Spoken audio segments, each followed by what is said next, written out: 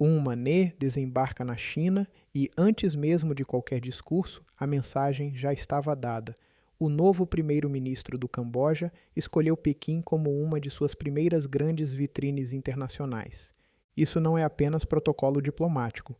Quando um país pequeno do Sudeste Asiático se aproxima tanto da China, ele não está buscando somente investimentos. Também está fazendo escolhas sobre tecnologia, rotas comerciais, segurança, alianças e poder regional.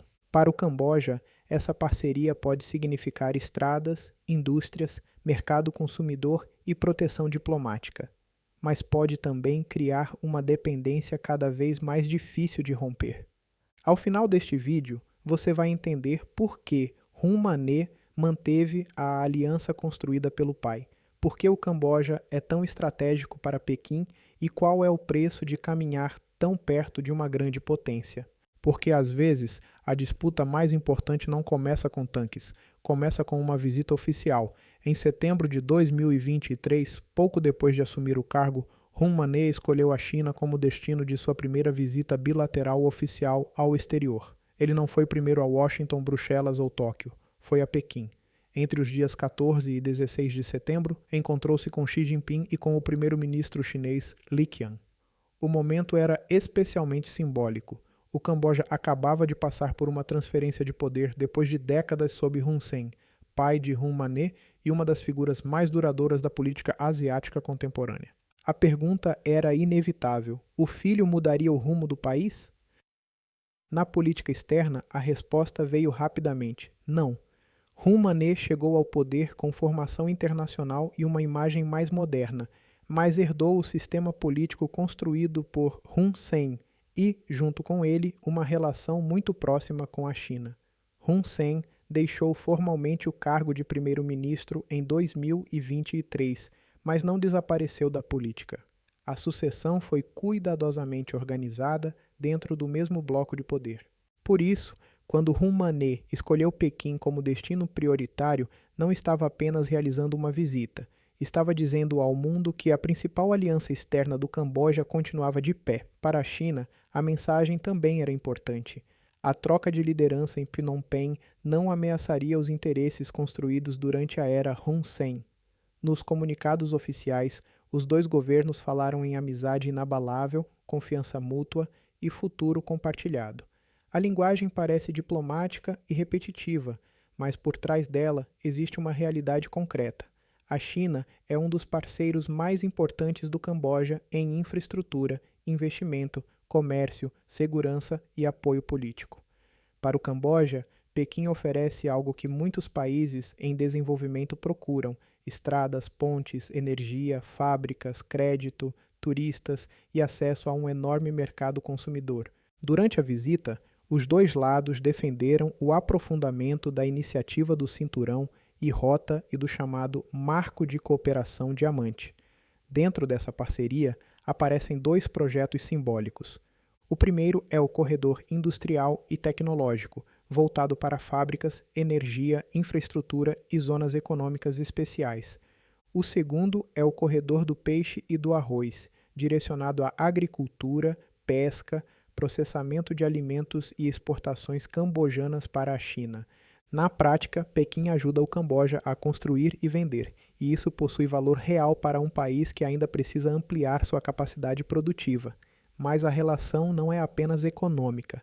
Hun Manet reafirmou o princípio de uma só China, reconhecendo Pequim como único governo legítimo da China e rejeitando relações oficiais com Taiwan.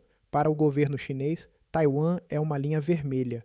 Quando um país reafirma essa posição durante uma visita de alto nível, está oferecendo algo que dinheiro sozinho não compra: alinhamento diplomático em um dos temas mais sensíveis para Pequim. E esse alinhamento pode gerar consequências. Taiwan anunciou a retirada do Camboja de programas de facilitação de vistos, afirmando que Phnom Penh vinha repetindo posições chinesas que enfraqueciam a soberania taiwanesa. O caso mostra que aproximar-se de Pequim pode abrir algumas portas e fechar outras. Esse é o primeiro sinal do dilema cambojano. Quanto mais o país se alinha à China, mais difícil pode ficar diversificar suas relações.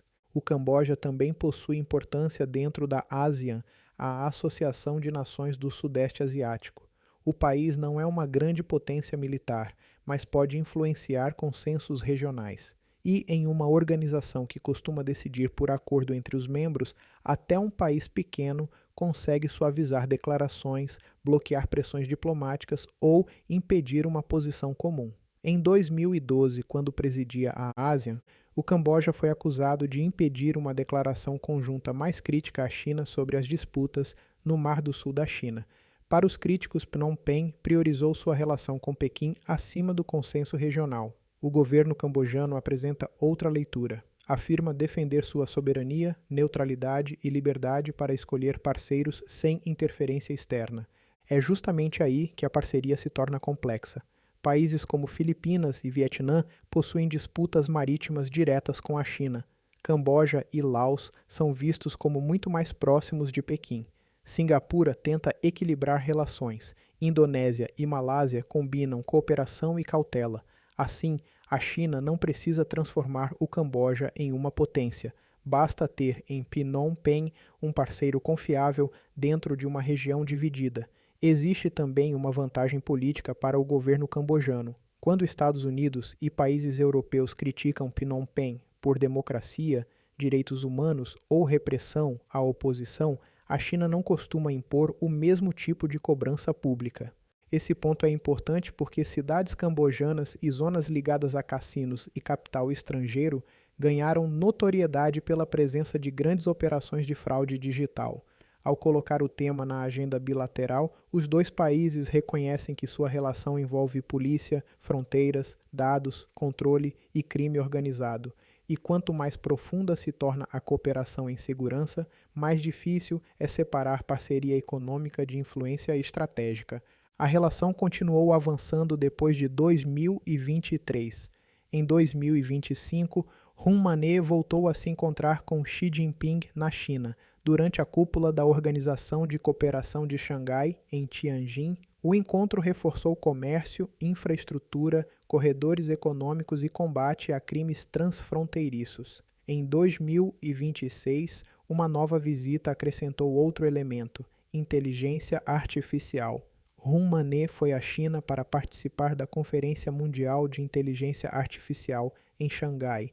A viagem foi apresentada como uma oportunidade para aproximar o Camboja de tecnologias avançadas, infraestrutura digital, capacitação e novos investimentos. A promessa é atraente.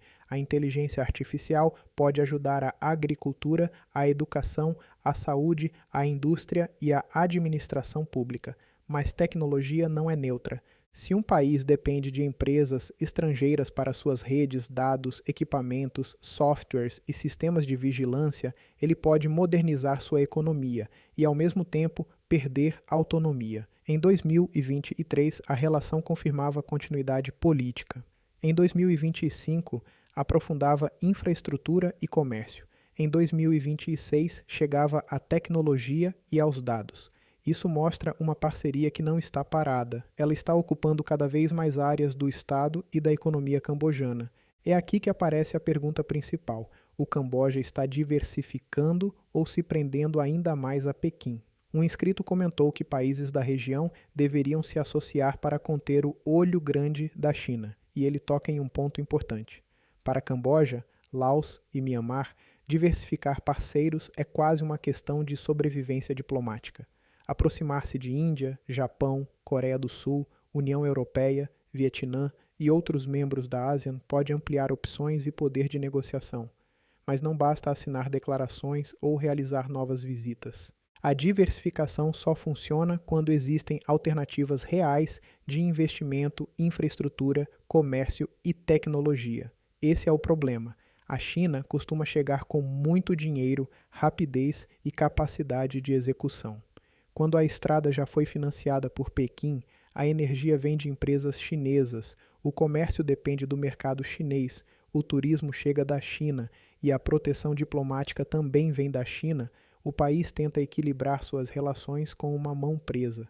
A associação com outros parceiros pode reduzir essa dependência, mas precisa produzir projetos concretos e fortalecer a capacidade interna do Camboja. Isso não significa que todo investimento chinês seja ruim.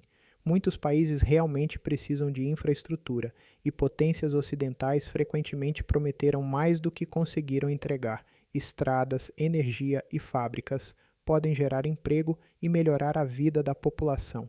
Seria redutivo tratar o Camboja como uma vítima sem escolhas ou a China como a única potência que investe movida por interesses.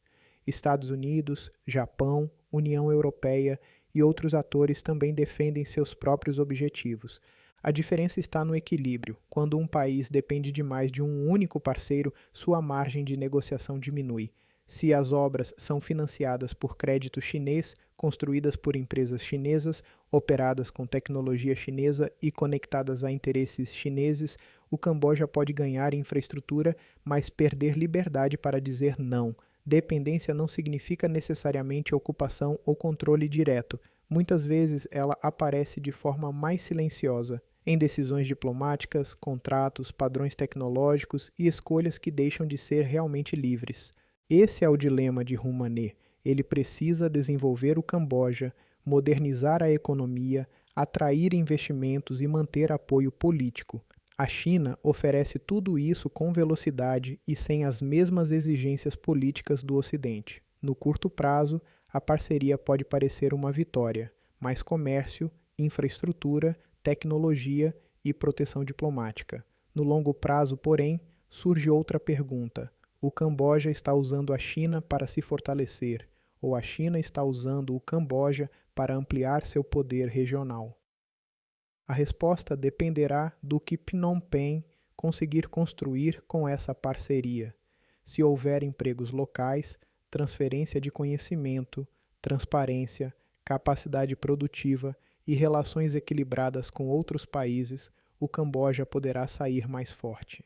Mas, se a relação produzir alinhamento automático, pouca autonomia e dependência estrutural, o país poderá descobrir tarde demais que a amizade de uma grande potência também pode funcionar como uma prisão elegante. Hun Manet mostrou que o Camboja continuará caminhando ao lado de Pequim. A grande questão é se ele conseguirá caminhar com a China sem ser conduzido por ela. Se este vídeo ajudou você a compreender melhor a disputa por influência no Sudeste Asiático, deixe sua opinião nos comentários, deixe o like e se inscreva no canal.